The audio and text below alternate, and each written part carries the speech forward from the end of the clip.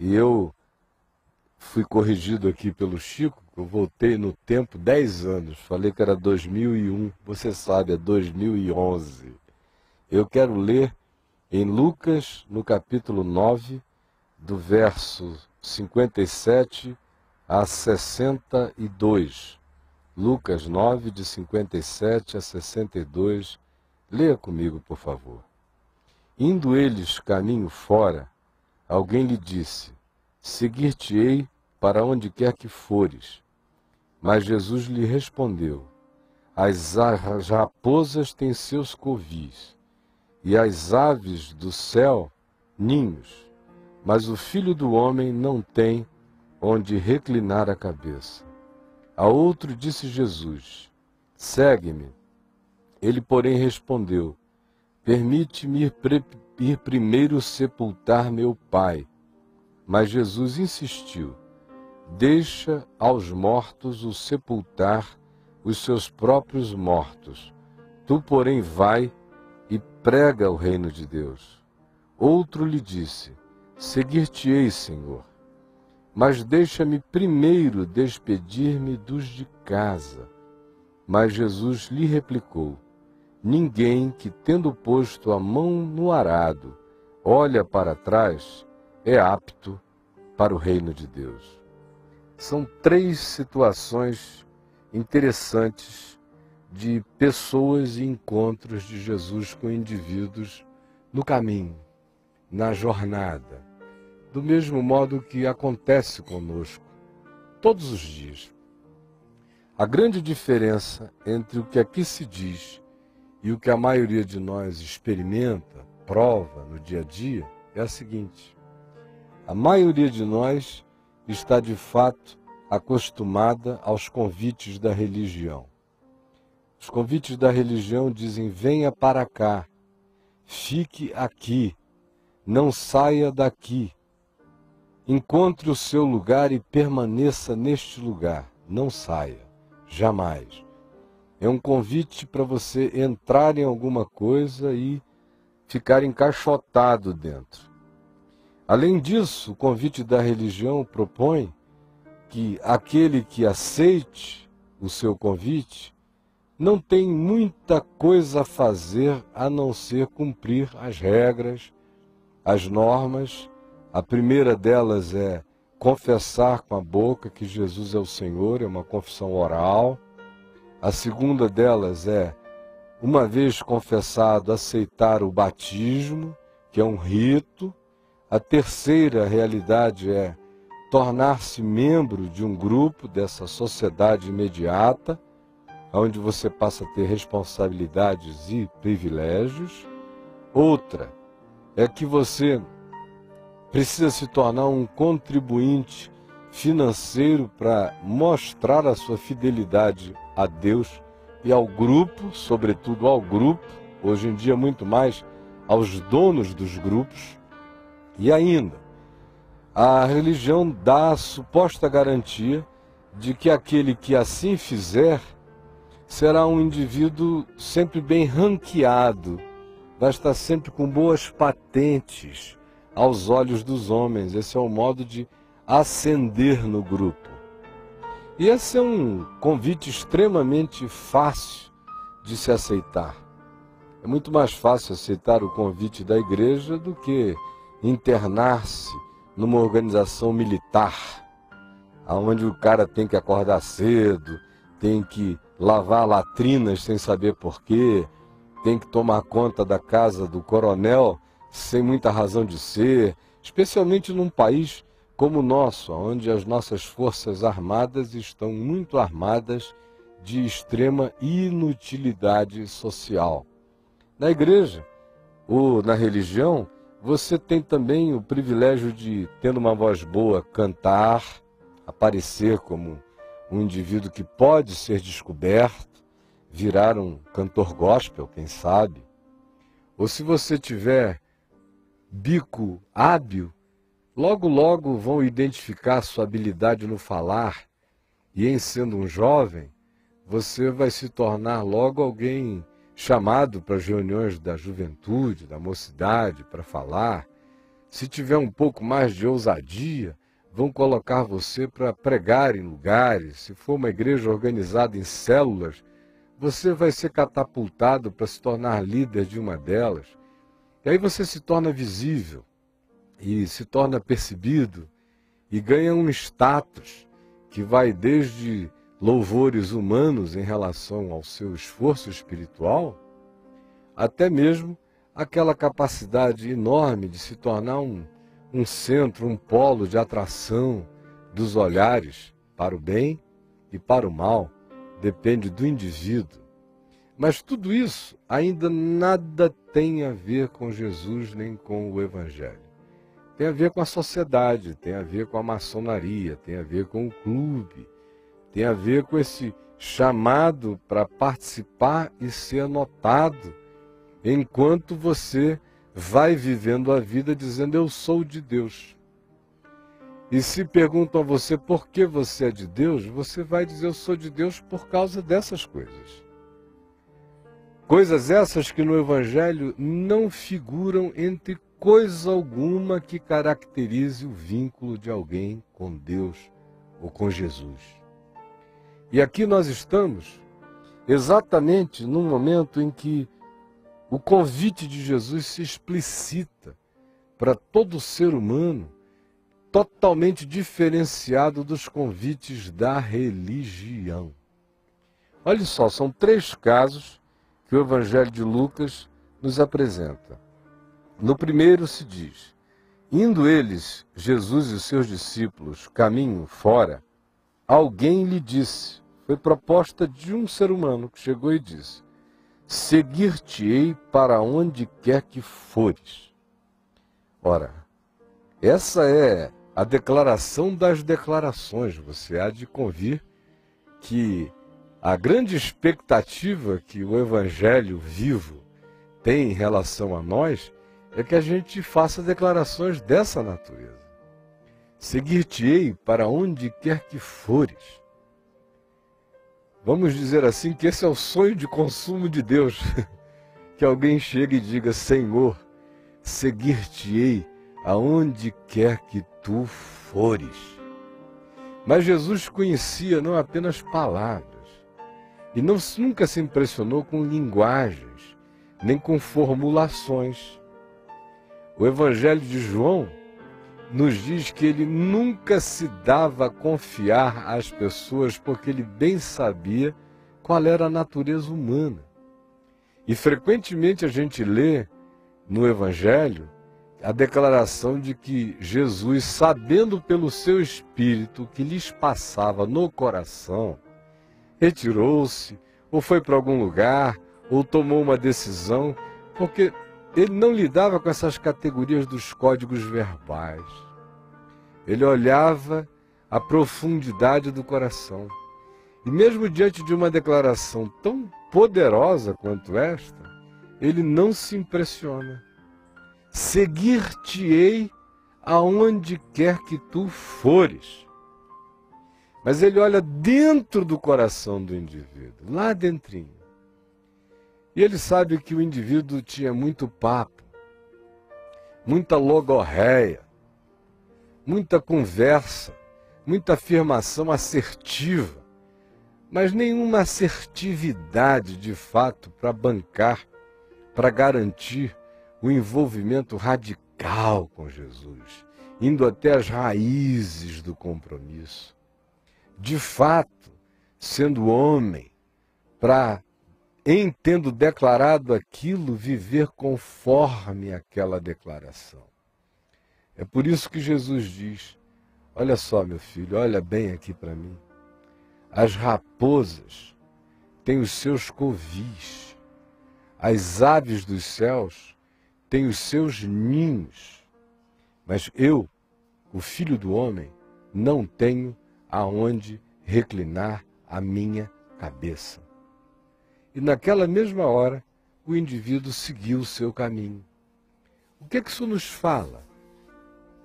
Nos fala de gente com uma capacidade enorme de verbalizar coisas que não têm raízes equivalentes no coração. E nos fala da não impressionabilidade de Jesus em relação a essas nossas confissões bombásticas, mas que não têm raízes na nossa vida. Eis a razão porque o indivíduo não prosseguiu na jornada. Não se diz que o homem, apesar disso, tendo ouvido o que Jesus falara, continuou. Ao contrário.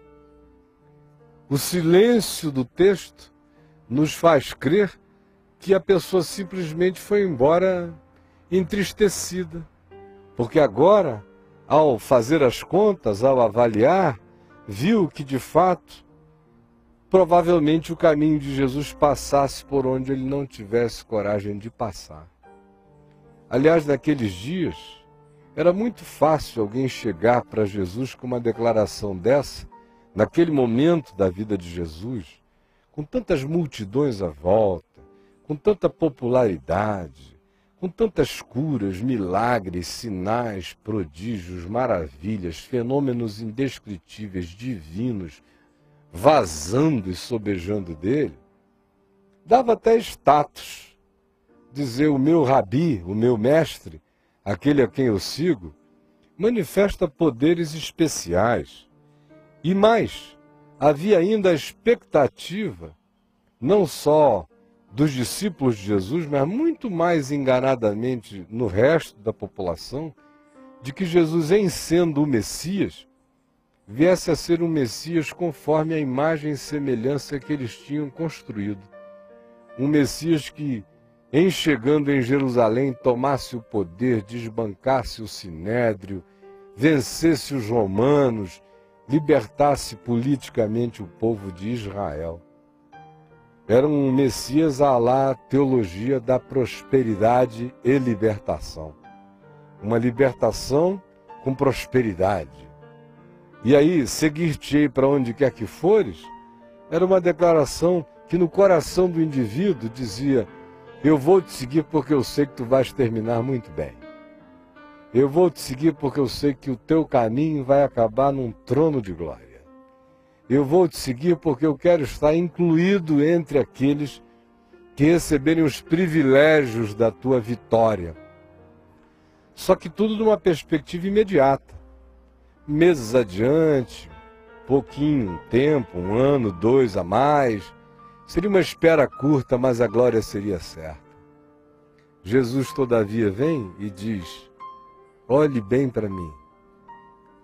As raposas estão numa situação muito melhor do que eu, do seu ponto de vista. Porque elas, pelo menos, têm suas próprias covas, nas quais elas urinam, defecam, marcam o território e expulsam o inimigo, mas eles têm a sua própria cova e lugar de estar. E as aves dos céus têm os seus ninhos. Ninhos na mesma árvore, no mesmo canto, é um lugar de propriedade delas, onde elas espantam as outras aves, os outros inimigos. Ali é a propriedade privada, o ninho. Mas eu, o Filho do Homem, não tenho nada disso. Não estou prometendo nada disso. E não tenho nem onde reclinar a cabeça. Eu durmo por aí, aonde dá. Aonde o sono chega, aonde tem um abrigo, uma cova, uma árvore, um cantinho para eu me reclinar, eu deito. Mas não tenho um travesseiro, não tenho um quarto, não tenho segurança de natureza nenhuma. É isso mesmo que você quer? E aí o Evangelho silencia, porque silencioso foi o retirar do indivíduo. Hoje em dia tem muita gente pensando que seguir Jesus é um bom negócio. Na realidade, eles estão seguindo a religião, não Jesus. É por isso que, diante de calamidades, tem muita gente se questionando sempre: por que isso aconteceu? Por que Jesus permitiu? Por que gente desabrigada? Ora, Jesus disse a quem afirmou a ele: seguir-te-ei por onde quer que fores, que segui-lo significava Do ponto de vista humano, provavelmente insegurança total. Nenhuma promessa de palácios, nenhuma promessa de casas espetaculosas, nem segurança do ponto de vista humano, ao contrário. Ele disse: não andem ansiosos de coisa alguma, nem do presente, nem do futuro. Em relação ao dia de hoje, basta cada dia o seu próprio mal.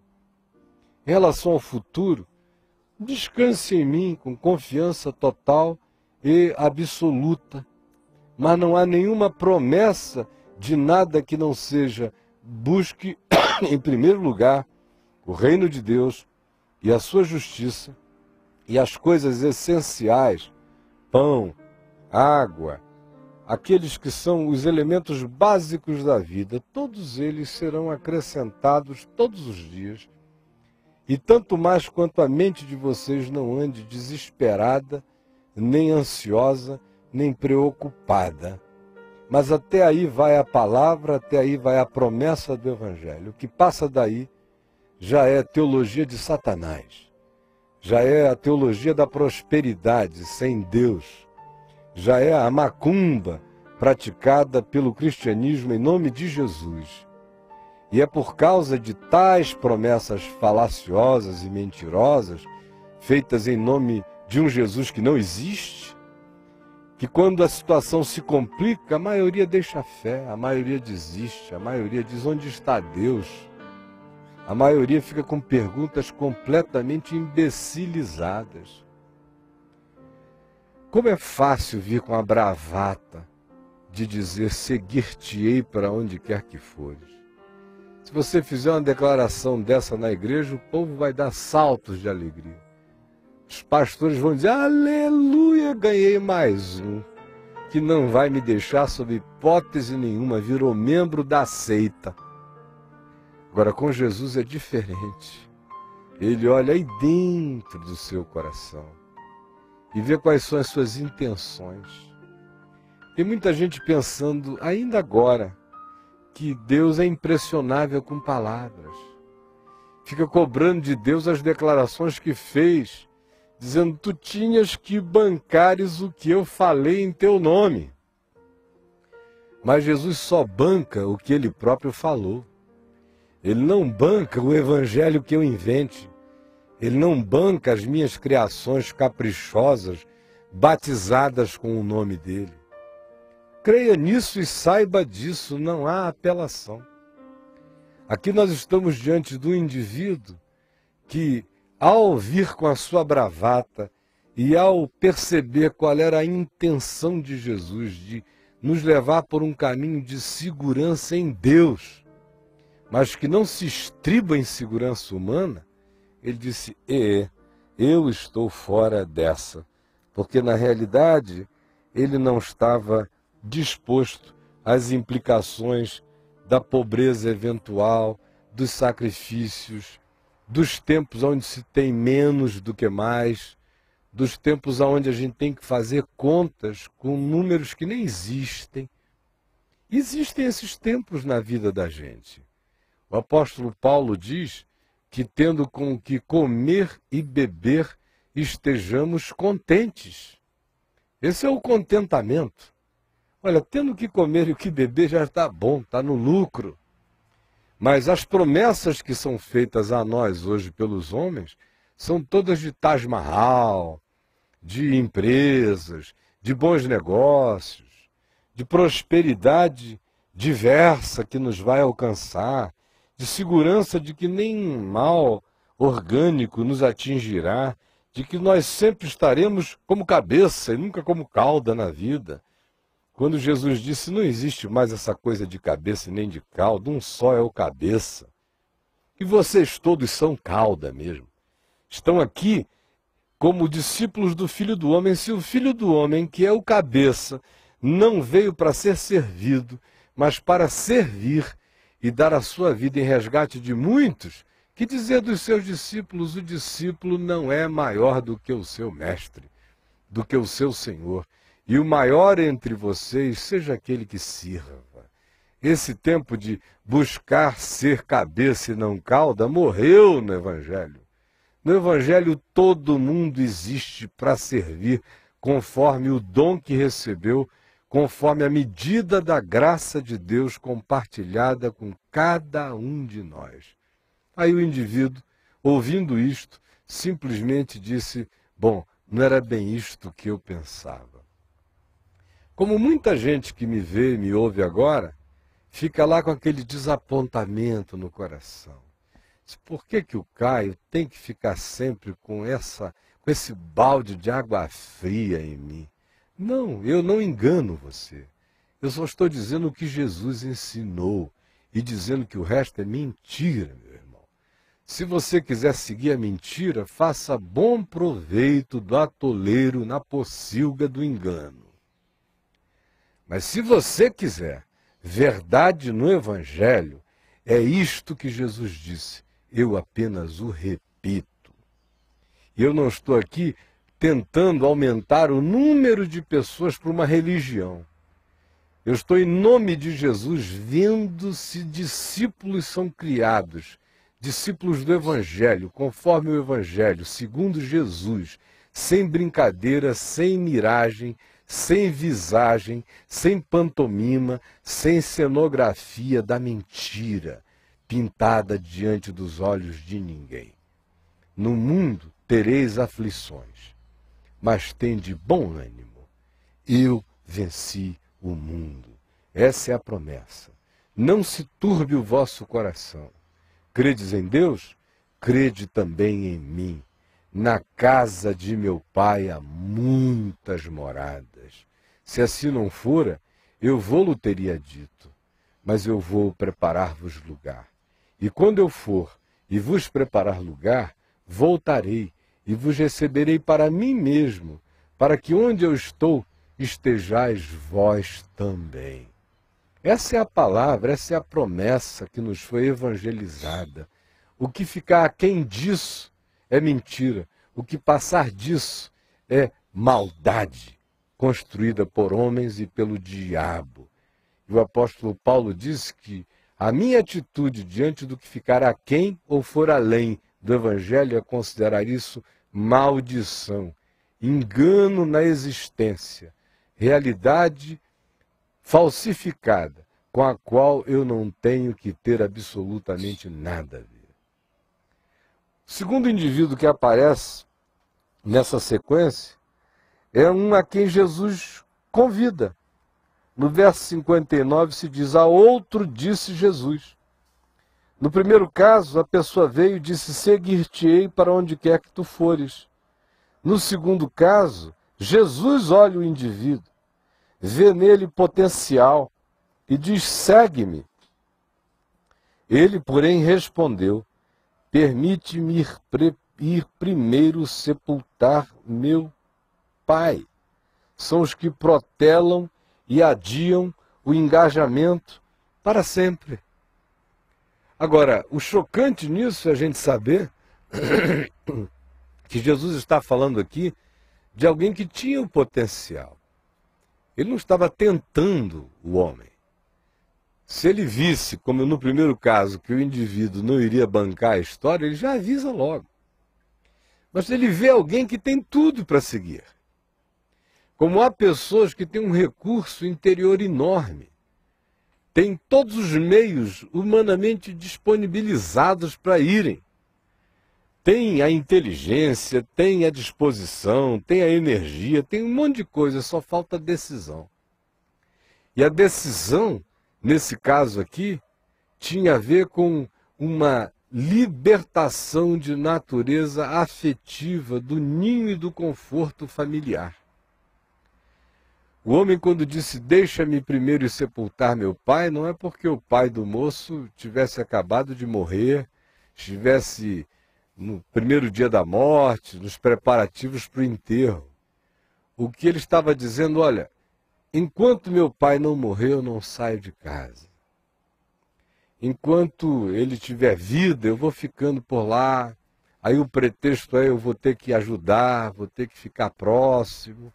Mas, de fato, era o argumento mais forte que ele tinha para tentar impressionar a Jesus, que seria contrapor o convite de Jesus para que o rapaz o seguisse com o mandamento de honra a teu pai e a tua mãe, para que te vá bem e tu sejas de longa vida sobre a terra. Só que Jesus nunca convida ninguém para desonrar pai e mãe. E seguir Jesus jamais implicará em desonrar a pai e a mãe. Significava dizer que o que Jesus fazia ao convidar aquele moço era dizer, olha, eu sei que tu podes. I know you can.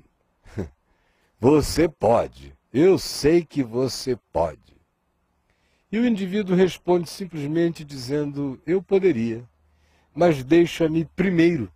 Quando ele diz primeiro, ele admite que ele poderia. Ele apenas resolve que a prioridade dele é outra. Primeiro é a prioridade, é o que vem antes. Deixa-me antes, deixa-me primeiro sepultar meu pai. E aí, em relação a Jesus, não pode haver primeiro. Se eu digo que sou discípulo de Jesus, qualquer outra coisa é segundo daí em diante. Minha mulher vem em segundo, meus pais vêm em segundo, meus filhos vêm em segundo, meus netos vêm em segundo, meu ministério vem em segundo, minha vida vem depois. Jesus é o primeiro. Buscar em primeiro lugar o seu reino e a sua justiça é isto. Jesus vem primeiro.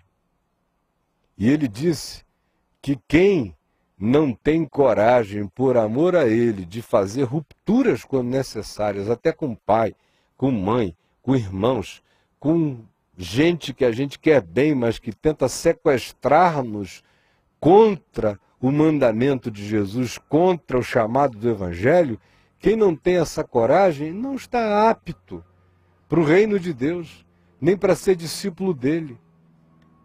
O chamado dele é tão radical que revoluciona completamente a ordem de coisas na vida da gente, nos faz rever o que é primeiro. Se Jesus é o Senhor, nenhuma paixão vem primeiro. Se Jesus é o Senhor, nem pai nem mãe vem primeiro. Se Jesus é o Senhor, ele é o primeiro. E nada que se desalinhe desse chamado dele vai ter primazia no lugar dele. Meu pai e minha mãe terão que ser sábios para me abençoarem enquanto eu sigo. Minha mulher terá que ser sábia para me abençoar enquanto eu faço a vontade dele. Meus filhos terão que ser sábios para se alegrarem com o privilégio de terem um pai que anda segundo a vontade de Deus. Não existe primeiro quando eu digo eu sou de Jesus. Tudo mais vira segundo, tudo mais se torna periferia à volta do trono. Deu para você me compreender? Olha só o que se diz a seguir. Mas Jesus insistiu. Verso 60. Jesus insistiu. Que coisa interessante, Jesus insistiu. O potencial do indivíduo era tão grande que Jesus insistiu. Deixa aos mortos o sepultar os seus próprios mortos. Tu, porém, vai e prega o reino de Deus. Jesus insistiu. Insistiu, mas a insistência dele não significou nada. O indivíduo tinha tudo o que se precisava para cumprir a missão de ser em Deus e de viver para Deus e de se dar de maneira concreta e prática a Jesus, a causa do Evangelho e do reino de Deus neste mundo. Daí Jesus ter chamado, daí Jesus ter insistido. Mas mesmo assim, nada moveu o indivíduo daquele lugar. É trágica a situação da pessoa que tem todos os meios humanos, talentos, dons, recursos, inteligência, energia, saúde, tem tudo. mas de fato tem uma mente organizada pelo capricho. Gosta de Jesus, acha legal, acha bonito, acha lindo, mas diz, para mim é um pouco too much, é um pouco demais. Eu quero abençoá-la à distância, se precisar eu contribuo, mando uma grana, se precisar de alguma ajuda, estou por aqui, mas nada mais radical do que isso. O indivíduo ideal para ser pastor na religião é esse aqui, para ganhar um bom salário, para ficar lá com sua segurança, e com o argumento sempre de que está fazendo essas coisas, não se mobiliza para nada, está sempre ali, querendo se enraizar nos lugares e não no coração de Deus, com os argumentos e os álibis das melhores afetividades. É por causa da minha mulher, é por causa dos meus filhos, é por causa do meu pai, é por causa da segurança, é por causa do que eu ganho, é porque eu não posso diminuir a renda familiar. São todos argumentos que a gente tem, mas que não colam. Não colam. Especialmente quando Deus olha e vê que Ele te deu tudo, para você explodir na graça dEle.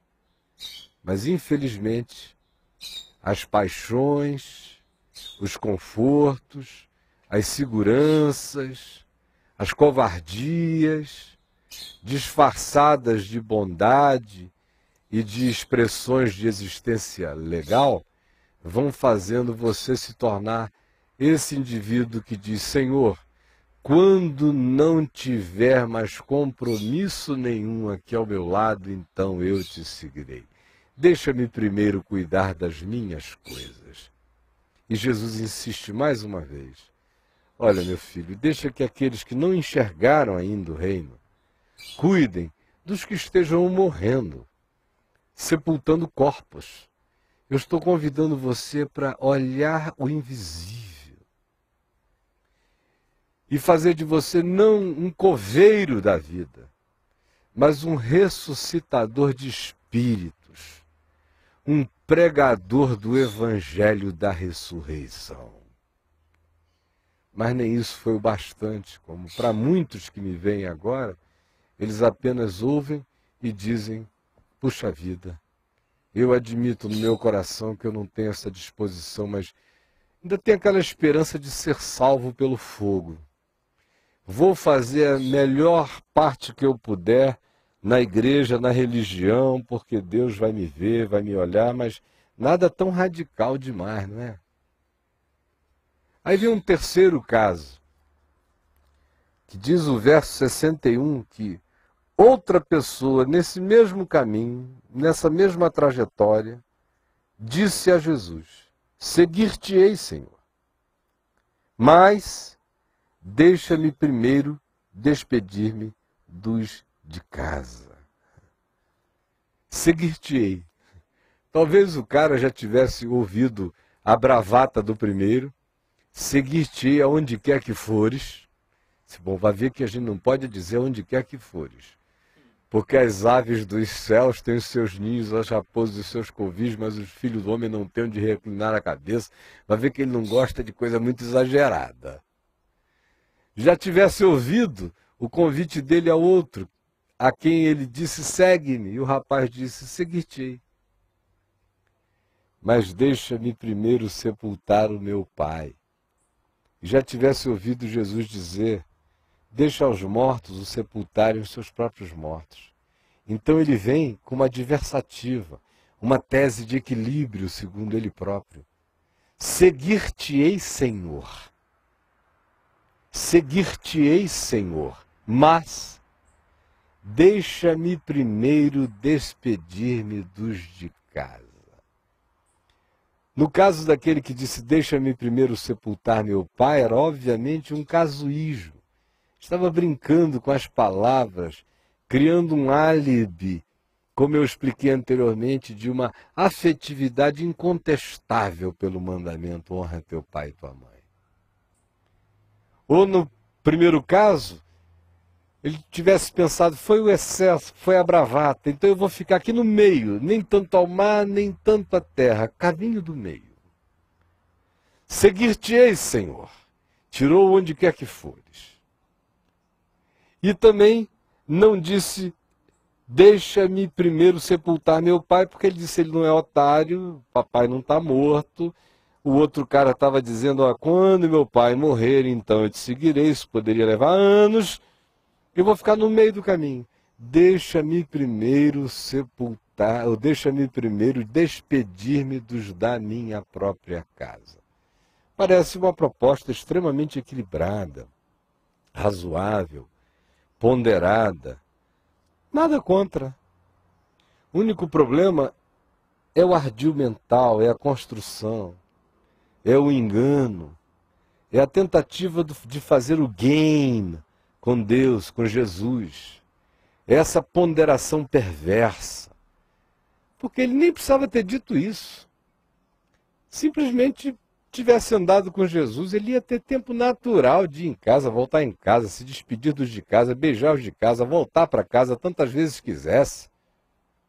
Como aconteceu com Pedro, com os outros tantos que seguiram a Jesus e voltaram para casa muitas vezes. Já Cafarnaum, a sogra de Pedro foi curada.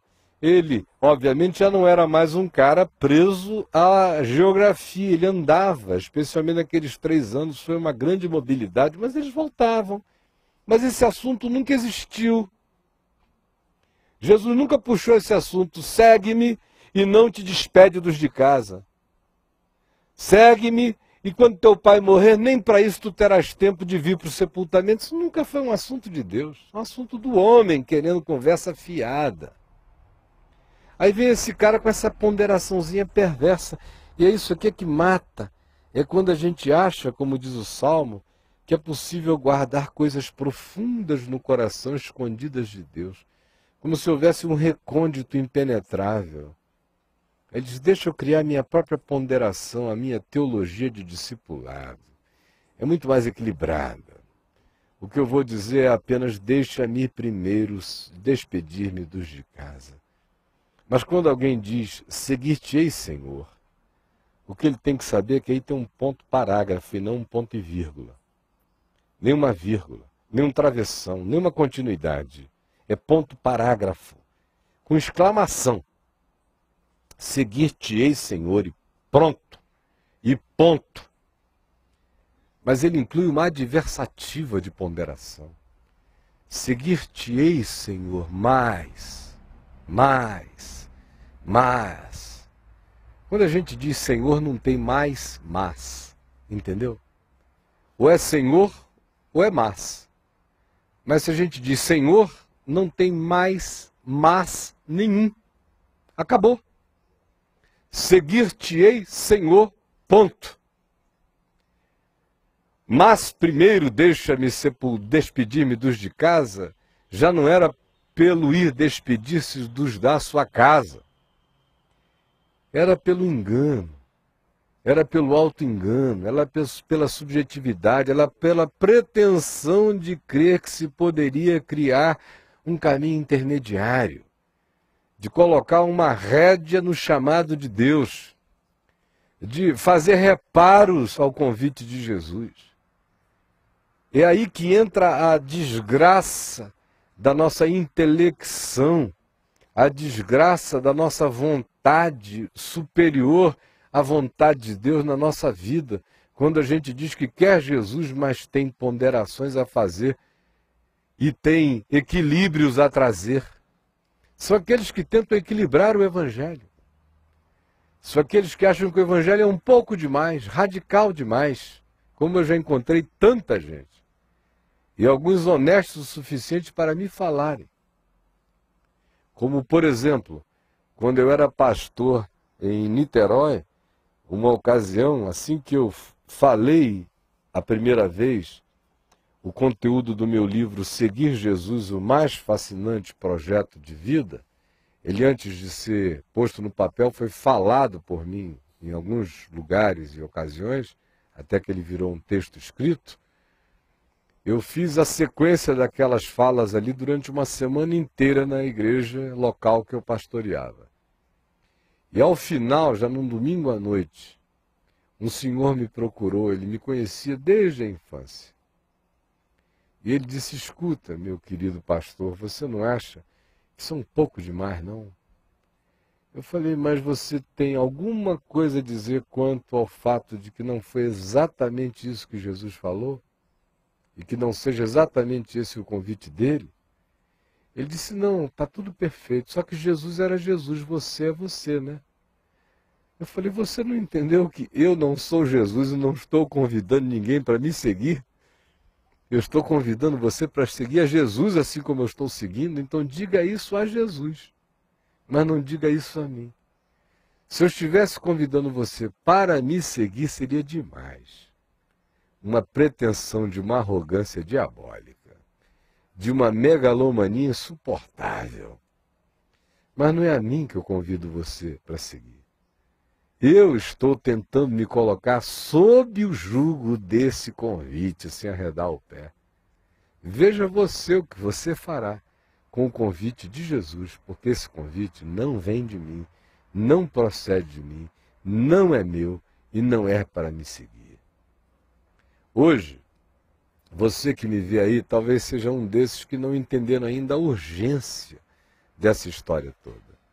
Como eu disse há pouco, não há absolutamente nada errado em sepultar o pai, a mãe, em estar em algum lugar e alguém dizer, olha, seu pai não está bem de saúde. Ao contrário, se alguém não cuida dos seus, especialmente dos da sua própria casa, tem negado a fé e é pior do que o incrédulo, é o que também nos ensina a palavra de Deus. Não há nada errado, ao contrário, é certo, e despedir-se dos de casa, dizer, olha, estou indo, não sei quando eu volto, mas vocês podem me contactar desse jeito, desse modo. E em havendo qualquer necessidade, eu farei de tudo para estar aqui. Esse é o correto. A questão toda, como eu disse, residiu e reside no ludíbrio, no engano, no game, no joguinho, na tentativa de moldar o Evangelho à nossa imagem e semelhança e criar uma zona de manobra para os nossos confortos pessoais e para os nossos caprichos pessoais. No entanto, especialmente nesse último caso, mas incluiria todos os três aqui por mim expostos, minha mente não consegue deixar de lembrar-se do que Elias fez com Eliseu. Aliás, hoje de manhã, foi essa a palavra que me veio fortemente ao coração. Aquela declaração de Elias a Eliseu. Tu já sabes o que eu fiz contigo. Tu já sabes o que eu fiz contigo.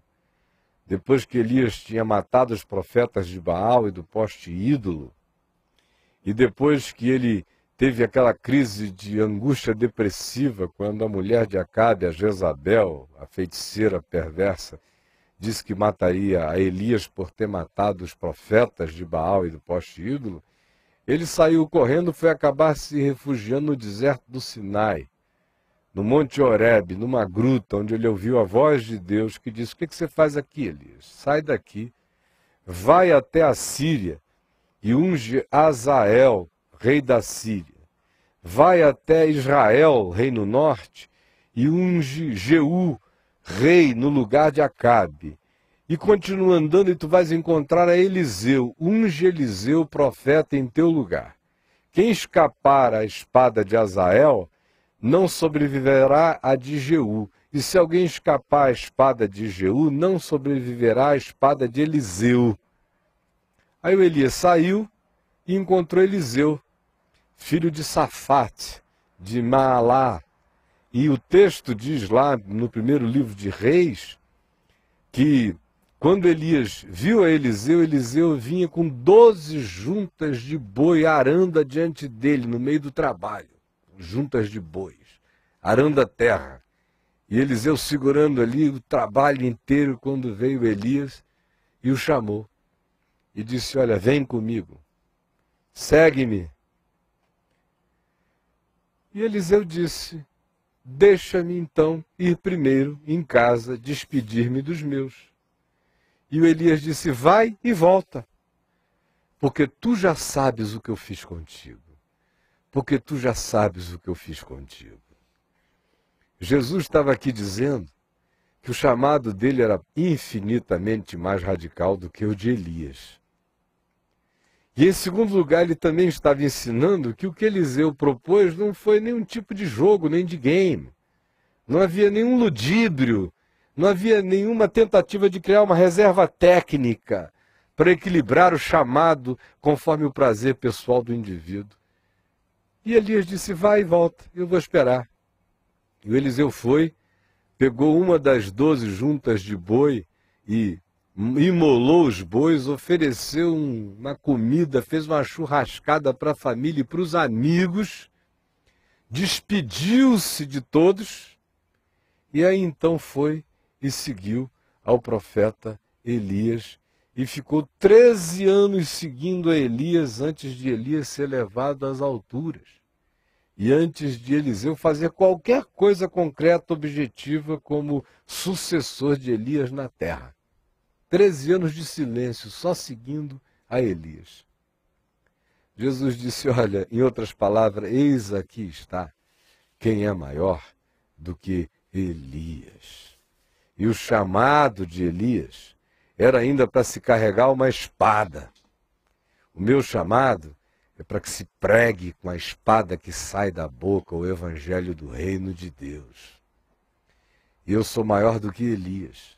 E no coração de Eliseu não havia ludíbrio. Ele queria só um tempinho mesmo. E o tempinho ele teve mais 13 anos para melhor se preparar. Agora não venha para mim com nenhuma forma de tentativa de me equilibrar. Eu quero perguntar uma coisa a você. Você tem tentado equilibrar o evangelho na sua vida? Você tem feito ardis interiores e psicológicos para que o evangelho fique mais palatável, fique mais light? Quando eu comecei a pregar a palavra nessa segunda fase da minha vida, significando dizer do ano 2000, 2001 para cá, outra vez, depois de estar pregando há 30 anos, desde os 18 anos de idade, muita gente chegou dizendo, o Caio agora está pregando o evangelho light. Bobinhos. Zero são vocês, Coca zeros. Não é nem Coca Light, vocês são Coca zero. Light é essa coisa que pregam lá na sua igreja.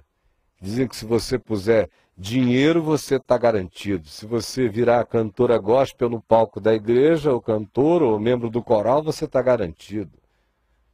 Se você for batizado com água ou em água, seja lá como você queira, você está garantido.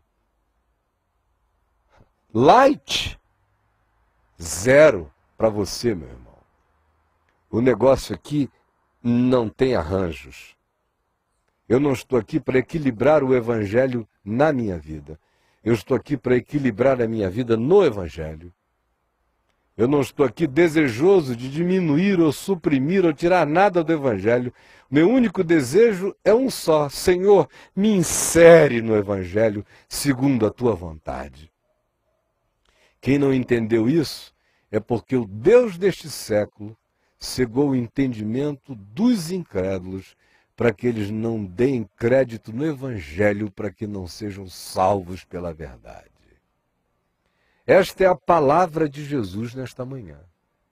Sem rodeios, sem acréscimos. Agora decida você. Quem você tem sido nessa história toda? Você é daqueles que ficam tentando equilibrar o evangelho na sua vida? Ou você é aquele que quer equilibrar a sua vida segundo o evangelho? Você é daqueles que pararam de ler o evangelho e ficam agora só com os livros, as doutrinas da igreja? Esse é um sinal de que você tenta equilibrar o evangelho na sua vida.